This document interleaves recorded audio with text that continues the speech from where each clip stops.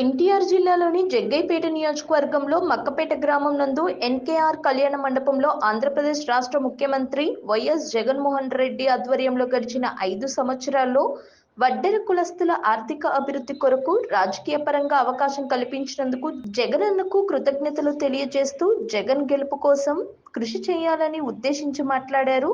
చంద్రగిరి యేసు సభాధ్యక్షులు గౌరవనీయులు రామారావు గారు, అదేవిధంగా శ్రీనివాస్ గారు, ఈ కార్యక్రమానికి ముఖ్య అతిథులుగా చేసిన మన అందరి ప్రీతమ నాయకుడు మరి ఉదయ్ భాను గారు, ఎమ్మెల్యే గారు, మరొక ముఖ్య అతిథులు మన రాష్ట్ర వడ్డెర కార్పొరేషన్ చైర్మన్ దేవల రేవతి గారు. మరి ఈ రాష్ట్రంలో వడ్డెర్లకు ఒక గుర్తింపు తెచ్చి రాష్ట్రంలో 2 రాష్ట్రాల్లో కూడా మరి ఆనాడు రాజశేఖర రెడ్డి గారి ప్రభుత్వంలో అప్పుడు ధర్మరాజు ప్రెసిడెంట్గా ఉండి నేను అప్పుడు రాజశేఖర రెడ్డి గారికి సెక్యూరిటీ అవసరం ఉన్నాను. ఎంత ప్రేమతోటి మరి ధర్మరాజు పిలిచేవాడు. మరి ముఖ్యమంత్రి గారితో అంత చొరవగా ఉన్న వ్యక్తుల్లో ధర్మరాజు ఒకడు.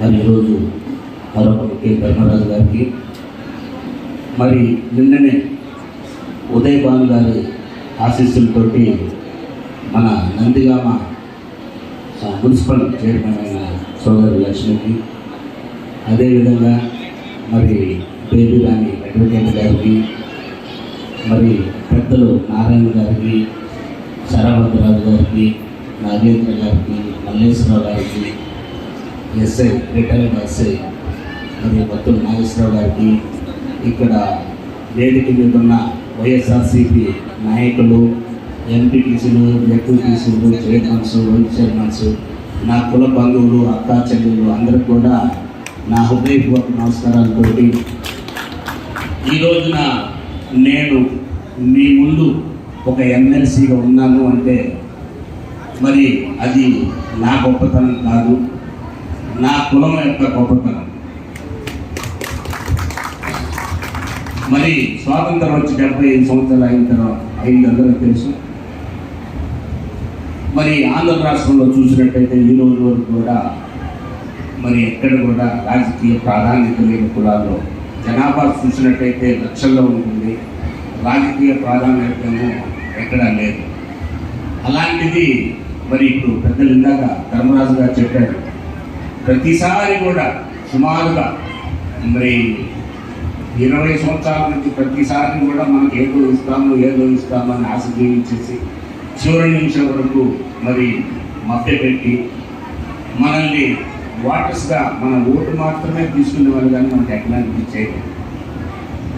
నేను ఈరోజు ఛాలెంజ్ చేసి చెప్తున్నాను, 200 మంది పేర్లు మన జగన్మోహన్ రెడ్డి గారు ముఖ్యమంత్రి అయిన తర్వాత ఎవరెవరికి ఎన్ని పదవులు ఇచ్చారు అని రాష్ట్రమంతా వదిలేసిన ఒక కృష్ణా జిల్లా జగ్గైపేటను తీసుకున్నట్టయితే నాకు తెలిసి, ఎందుకంటే నేను ఈ జగ్గైపేటకు వచ్చినట్టే ఇప్పటికే దగ్గర ఒక 70-80 కాన్స్టిట్యున్సీస్లో తిరిగాను.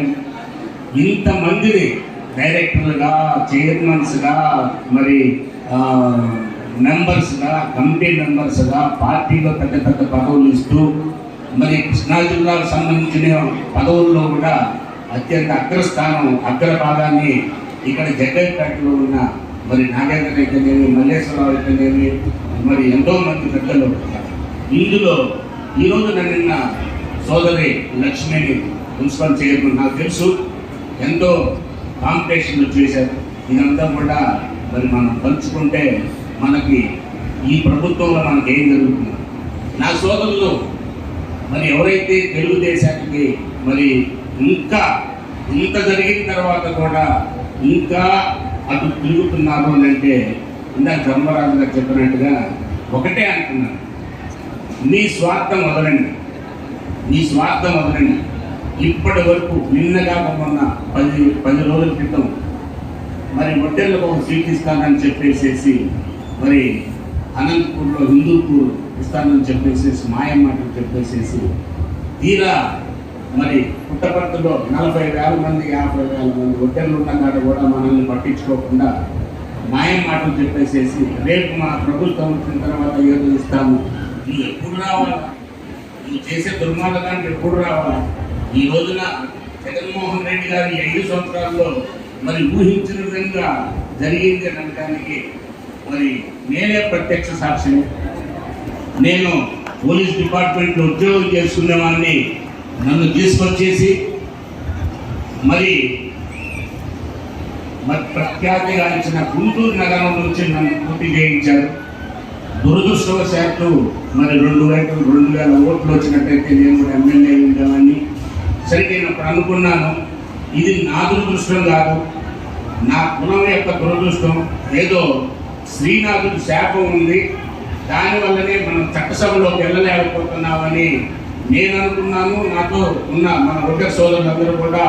ఎందుకంటే మరి 2004లో అంజన్ రాజు 10 ఓట్ల మెజారిటీతో ఓడిపోయాడు.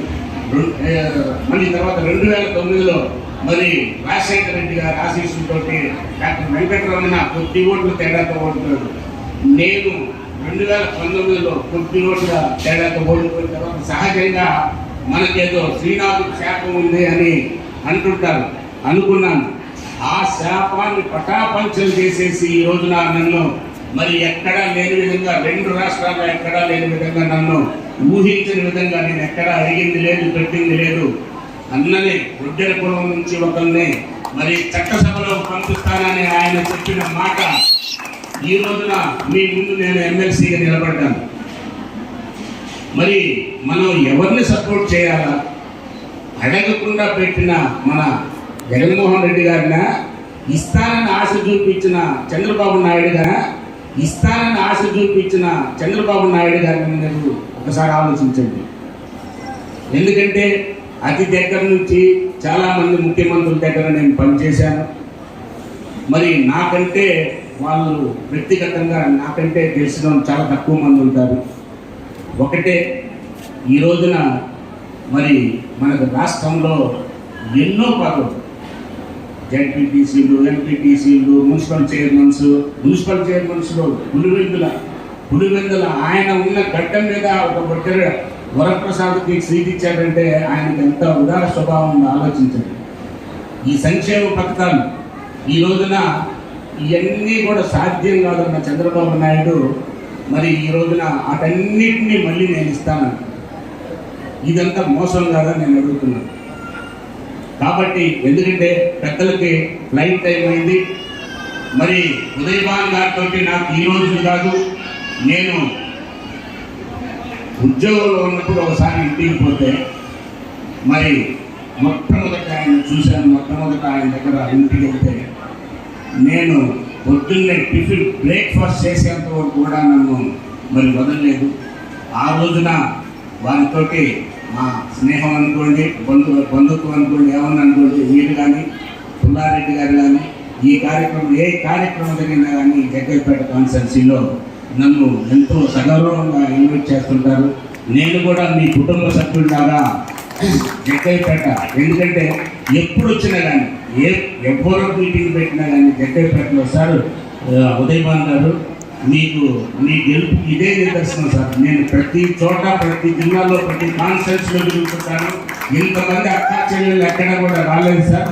మీకు ఇదే మీ విజయానికి చిహ్నంగా నేను చెప్తూ మరి ఈరోజు ఒకటే గుర్తుపెట్టుకోండి, ఎంతో సీనియర్ నాయకులు, ఎప్పుడో మంత్రివర్గంలో రావాల్సిన వాళ్ళు, ఎప్పుడో మంత్రి అవ్వాల్సిన వాళ్ళు, కానీ ఈ సామాజిక పరమైన ఈక్వేషన్స్లో మరి